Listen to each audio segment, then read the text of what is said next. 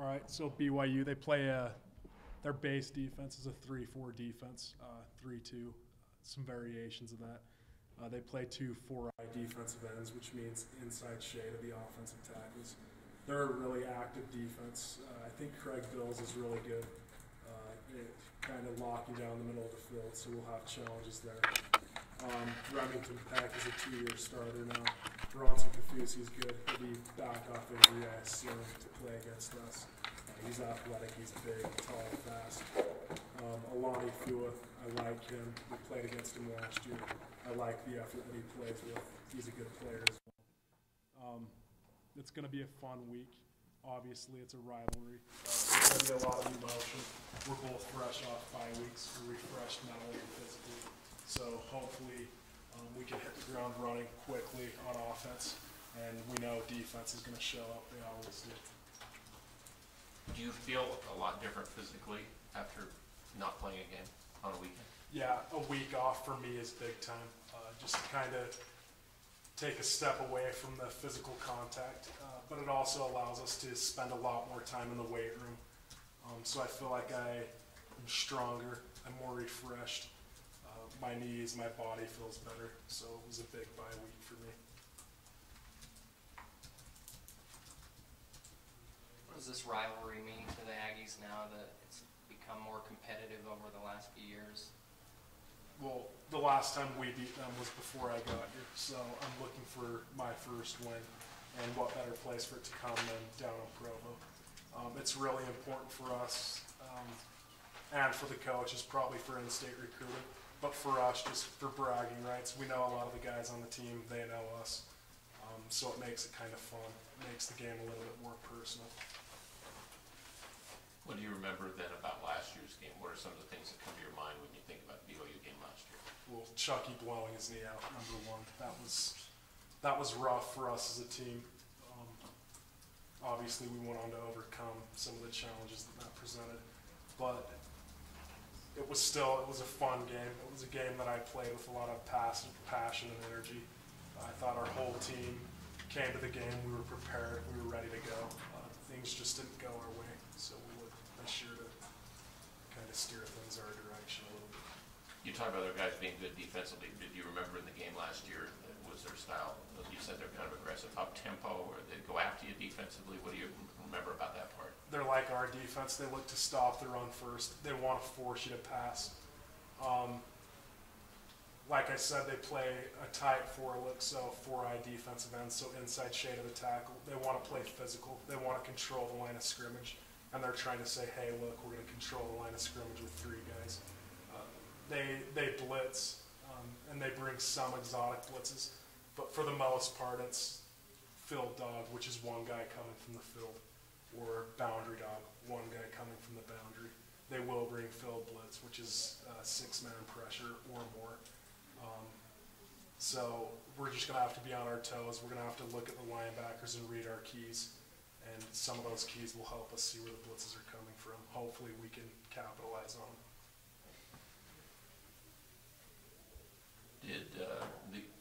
Arkansas State game, first time you guys drove down the field, you got the 3rd and 1, didn't get it. 4th and 1, you didn't get it. The next time you're in that position, the coach went for it, and you were at like your own 38 or something like that. Did that help you guys offensively to have not gotten it the first couple times to go after that next time, do you think, on the offensive line? Or talk about that kind of mentality of the offensive line there. Well, our mentality as an offensive line is to do what the coaches call. So when they do go for it in those short yardage situations, that's kind of a confidence booster for us, because he's saying, look, I know you can do it. Look, we're on our 30-yard line. If you don't get it, it's going to be a big deal.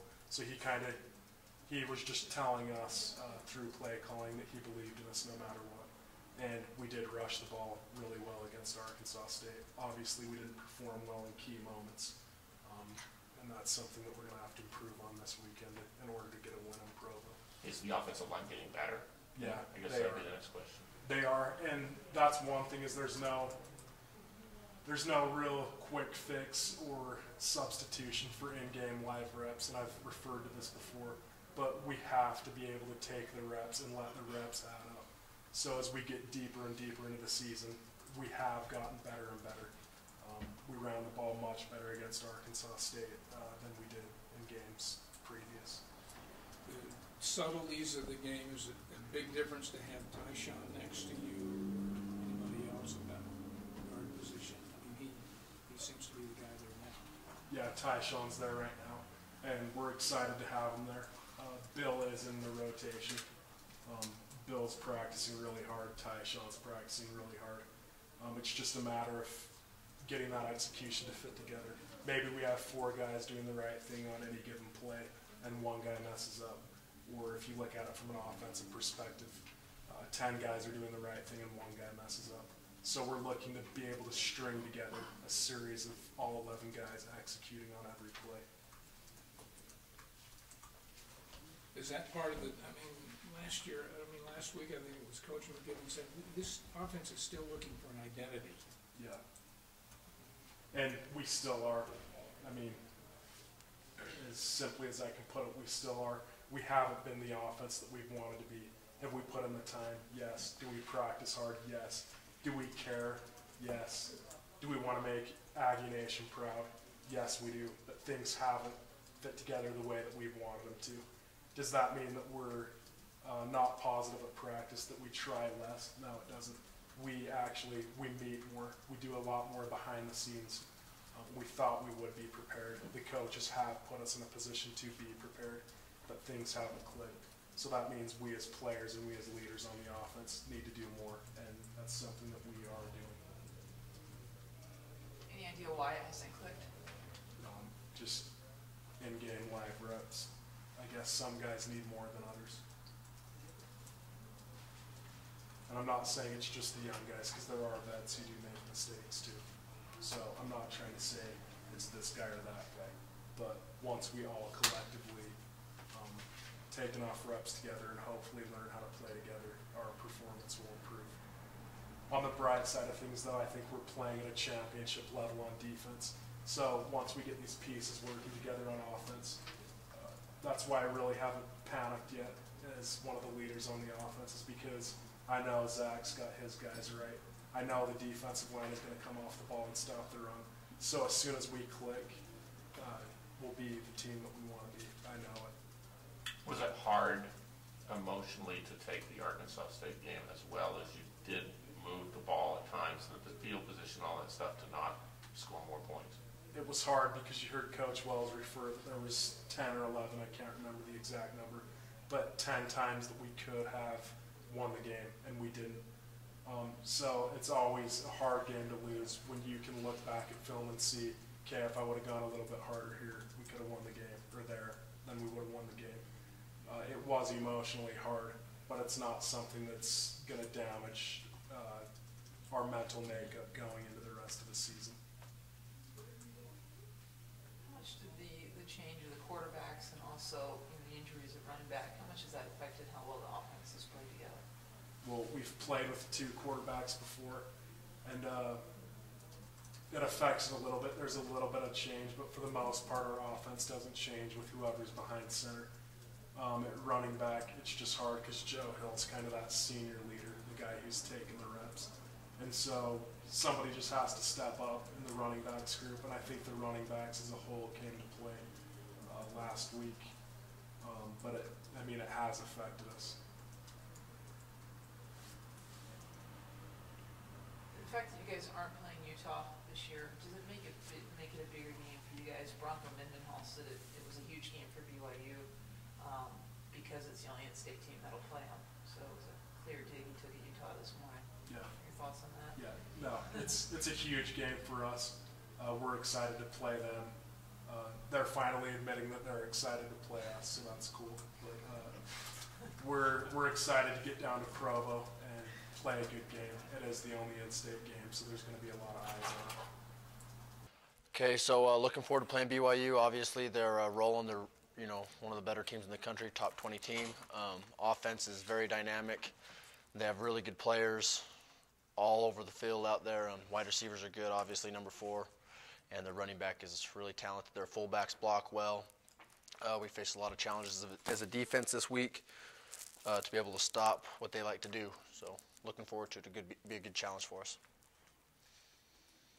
Obvious question, keys to Well, he's built like a linebacker, runs like a running back, and he's really smart, and he can throw the ball. I think he's underrated. I was watching film on him this morning, and he's pretty accurate with the football. He throws, makes some really good long cross field throws, and he's obviously hard to bring down. One guy's not going to do it. So if we're going to stop Taysom Hill in the run game, we're going to have to run to the football as a swarming defense, because we're going to have to be able to take our shots and know that somebody's there behind us if we miss. How do you replicate going against him in practice this week? You can't. He's a guy that, in my opinion, should be talked about in the Heisman talk. A really good player. You can't replicate that. All you can do is know what you're going to be up against in practice, know what you have to think about when you're getting scout reps of what number 4 is going to look like, and not what the scout guy is going to look like coming at you. So, Do you remember a time in the game last year where you were going after him and you thought, okay, I'm going to get him, and then he did something to get away? Or do you remember that kind of stuff? I mean, you guys controlled him a little bit better than a lot of teams did last year. Yeah, for the most part, we controlled him really well. But there's a play you're talking about, and I missed.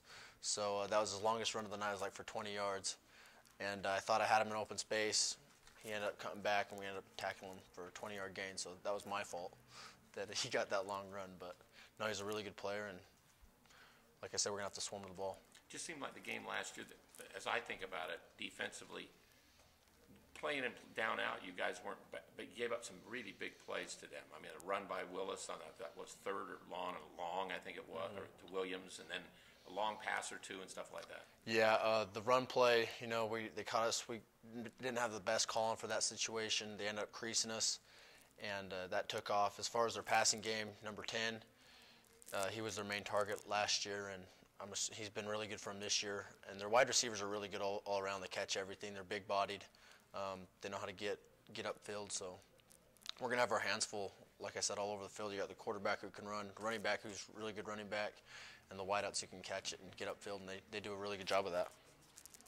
How did the bye week help you and the rest of the defense? The bye week was awesome to be able to just step away and soak it in, because it's our only one this year. And so it's nice to get some time away from football and get your mind clear. And now we're back to work, and honestly, I'm happy to be back to work and ready to play BYU. Did it help you physically? Do you feel better after all this stuff? I do feel a lot better. My legs were tired after last week. I ended up getting some work done on my body, and just refreshing it that way. And when you play 80 to 90 reps a game for 4 weeks, it takes a toll on your body. So moving forward, we're going to have to do a really good job as a team, taking care of our bodies on an individual basis, eating right, sleeping right, if we're going to be fresh week in and week out for like 9 weeks straight or whatever it is. How is it going up against all these offenses that don't want to huddle and they want to hurry up all the time? I mean, now it seems like everybody wants to play that way that you play against. BYU wants to play 100 plays a game if they can, that kind of stuff. Yeah, it's different. It's different, but it's something that this defense has done pretty often since I've been here. This is my 3rd year playing as a starter. So we've seen a lot of paced offenses, but as the season goes on and you see these pace offenses, the defense also gets in better shape also. So you become more equally matched. Early on in the season, if the offense is really pushing the pace, I think it's a huge advantage to them. But as the defense is getting shape, then it evens out a little bit. But it's still hard to get the plays in, know what you're doing, get lined up, stuff like that. So it poses a challenge. Talk about a guy like Frankie Satera. What have you seen from him over his career and to what he's evolved today? Well, Frankie, I've always said, is one of the smartest player on the field. Frankie sees a lot of things. What he lacks in athletic ability, he makes up for in knowledge of the game and his assignment. And Frankie can hit too, so that's what I like about Frankie. But from where he started as a walk-on to where he is today, it's a great story. And Frankie's a good friend of mine, and I'm proud of him. Isn't the key in those pace games, if they substitute, then you must have time to substitute? Yeah, that's the thing. It depends on how fast the refs or how much the refs allow that to happen, because sometimes they can slide off the field without the refs even seeing it, and then, so the coaches, I think, try to talk to the refs before the game and take care of that. So, but it's nice to, if that does happen, then it slows the game down a little bit. What's overall thoughts about BYU in-state rival game from the Aggies' perspective and stuff? It's a big game. Every game's a big game. BYU is obviously very talented this year. They're rolling, and we need to pick up, start playing Aggie football again. And from a defensive standpoint, we need to play at a really high level on Friday night if we're gonna give ourselves an opportunity to win this game. And I think we can win this game. We just have to fly around and make plays and play at an elite level of defense that I know we're capable of. We've shown glimpses of it, but we have to execute at an even higher level. What about just the youth in the secondary? How is that going to be able to hold up, and how can you help those guys against a quarterback like that? The biggest thing is we're going to have to be able to pressure. They know that everybody in the country knows that we bring pressure. But just because we bring pressure doesn't mean we're getting home. So we have to win our battles, our one-on-one battles up front. Those guys in the back end are young, but they're very talented. And the Aggies are lucky to have them for multiple years to come because they're going to be really good, and they're really good now. We're going to have to be able to do pressure number 4 and be able to get home, and that's going to give us our best opportunities to play really strong in the back end. Do you have really clear memories of the, what would be, 2012 game? Was that the 6-3 game? Yeah. You remember that game and going Playing against into Hill. it? Because he started that game, didn't he? Yeah, I just remember that was just a defensive battle, and I remember me and Jake laughed at one point because we were like, this has got to be the worst game to be watching right now because it was 6-3. Nobody wants to watch a defensive battle, but from our standpoint, we were playing good defense, not good enough to win. They scored too many points, scoring 6 points that game, so we took that upon ourselves, and that was kind of the showcasing for Taysom Hill. He came out and played well, and well enough to beat us anyways, and I don't remember it too much. Last year was a bludgeoning, so we're not going to allow that to happen hopefully this year. Can that be frustrating for the defense, watching the offense struggle to move the ball when you guys are doing your part? Yeah, it can possibly be frustrating, but at the same time, as a defensive player, you have to keep your guys going. We have to trust in our offense. We have to trust in the coaches. That's what we have to do as players. As a defensive leader, you let your guys know, hey, we got to go out there, fly around, and do what we do. Don't worry about what the offense is doing. All we can control is your job, do your job, and play at a high level.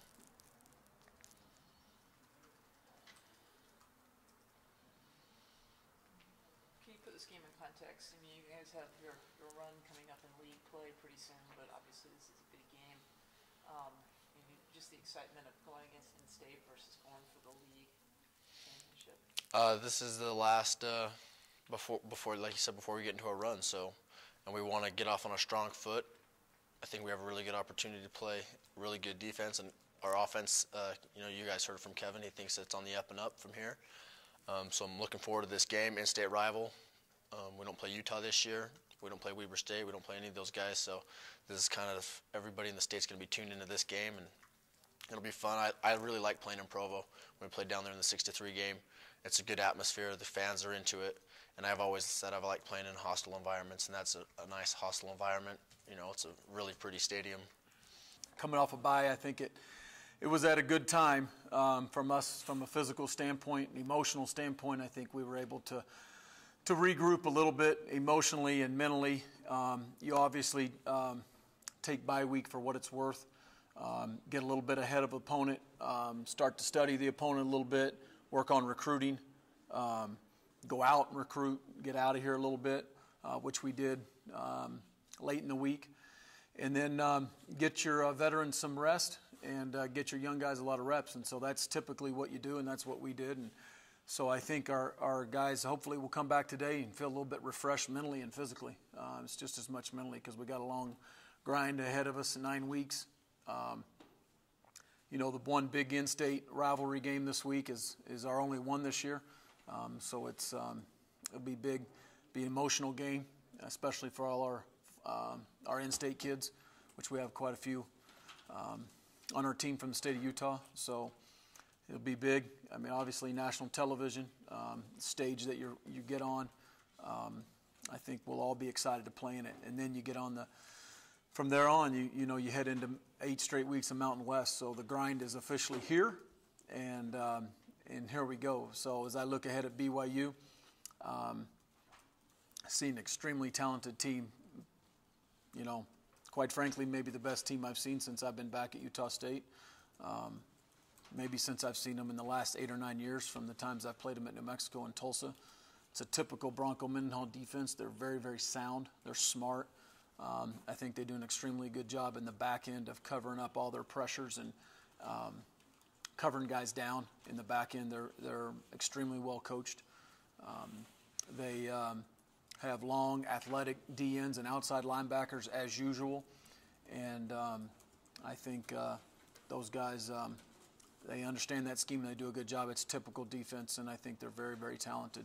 Offensively is where they've made the most strides. You've got a guy that if he played linebacker, he'd be on the Bronco Nagurski award list right now, except he runs like a tailback and he throws like a quarterback, and the guy's playing at a high level.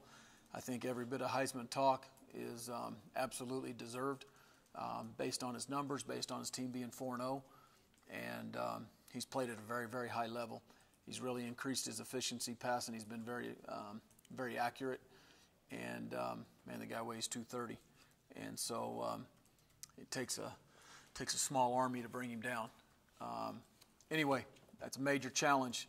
The biggest place that you see not one or two guys, but you see a bunch is their receivers.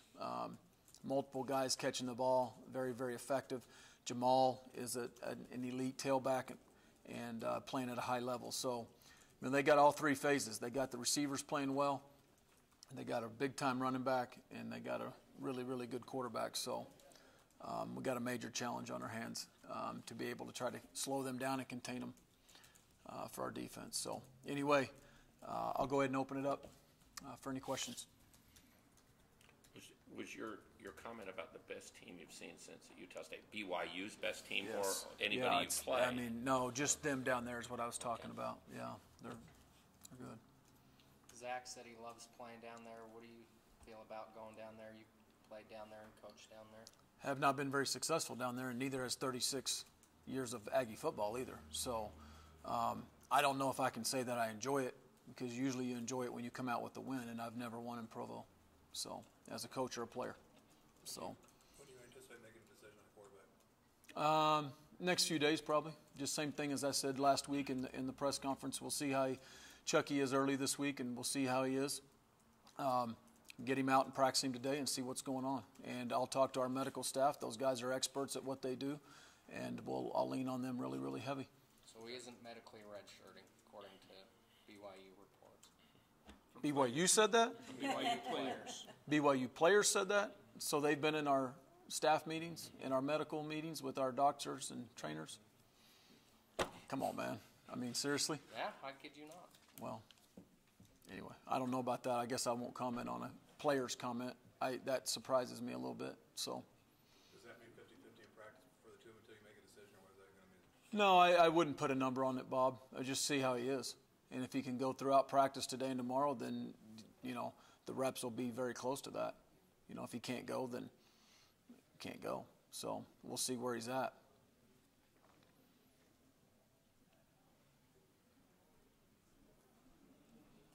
Okay, we good? just That's a the only minute. question I had this week. We in our meeting last game with Coach McGibbon, he said, "Boy, this offense has got to find an identity." How close are they to that? Well, I think that you say that when you're struggling in one phase or whatever. I think you also say that when you have a new quarterback, which we did last week, and you have some new running backs. I mean, we had to sit Joe Hill out because of an ankle injury. We had some banged up running backs. So when you say we're trying to find an identity, I don't think we're going to all of a sudden run it 50 times and we're going to throw it 10, 15 times run it and throw it 70 times. That's not us, but we have to be effective of what we do in both those games.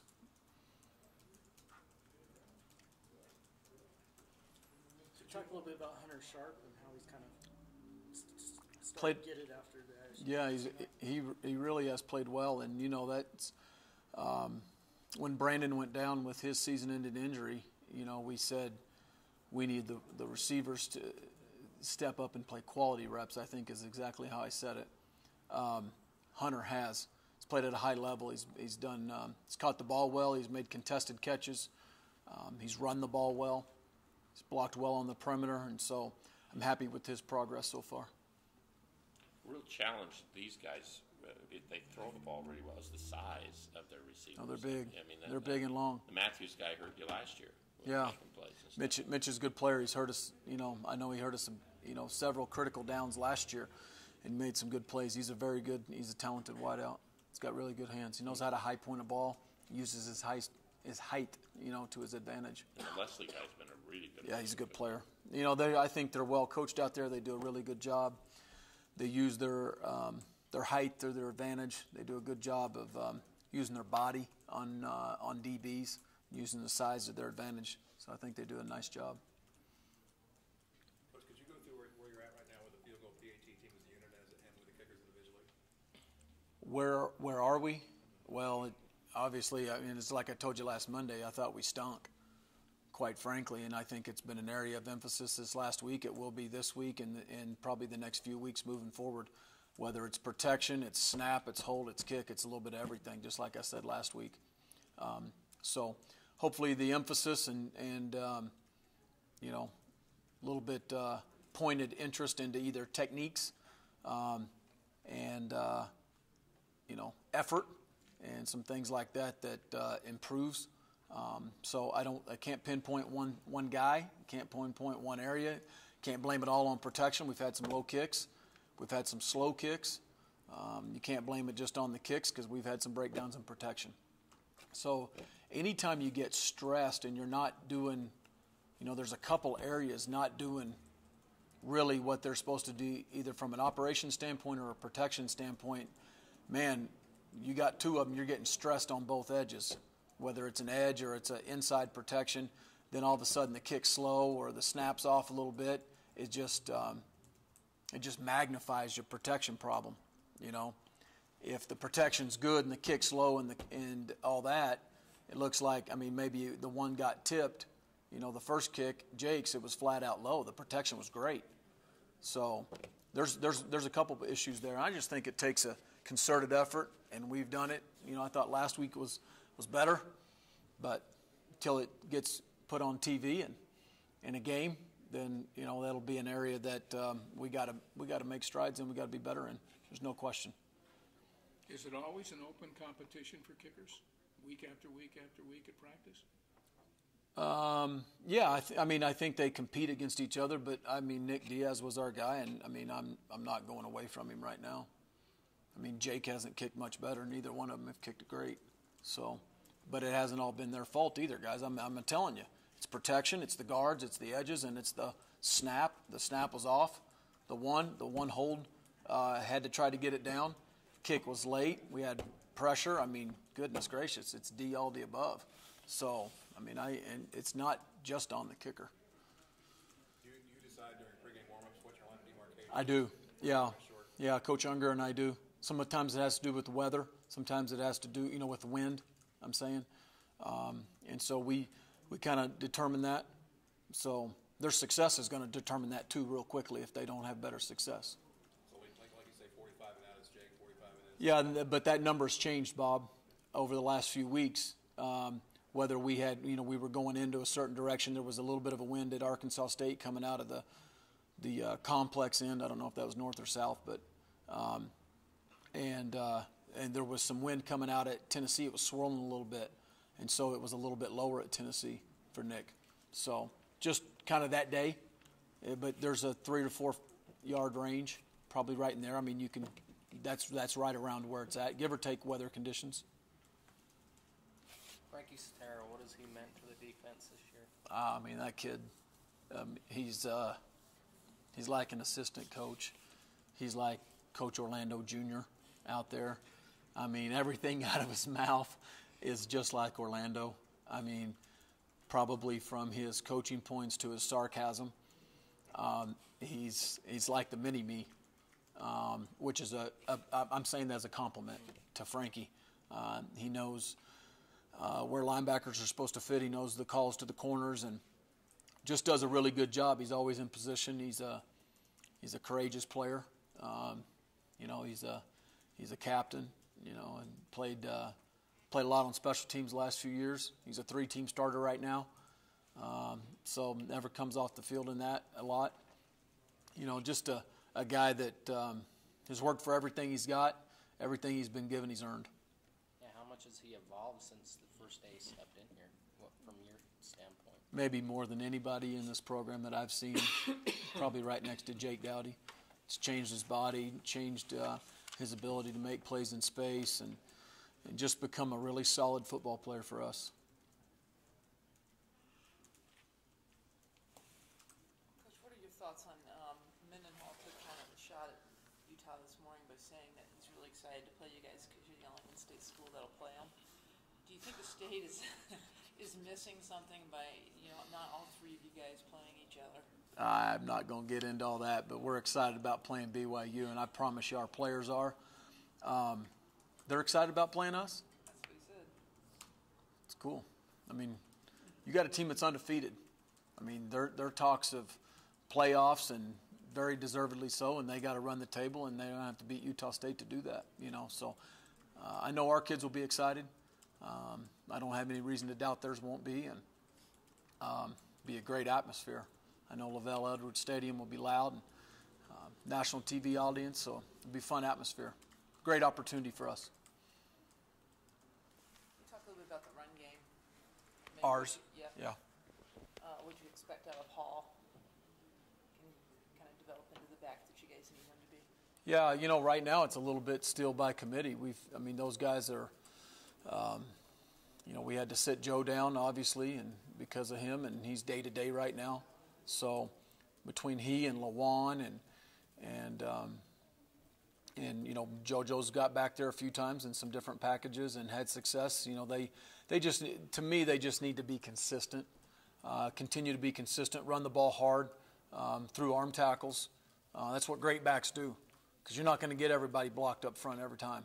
It's not going to be all perfect. It's not going to be all clean. There's going to be safeties coming in, guys hanging out on the edge of a block, and elite backs run through those tackles, and that's what we want from them. That's what they want, and they got to do it down after down. And you know, it's still early into those two young guys' career, and you know, right now I think they're making progress. You just want them to continue to, you know, take steps forward each week.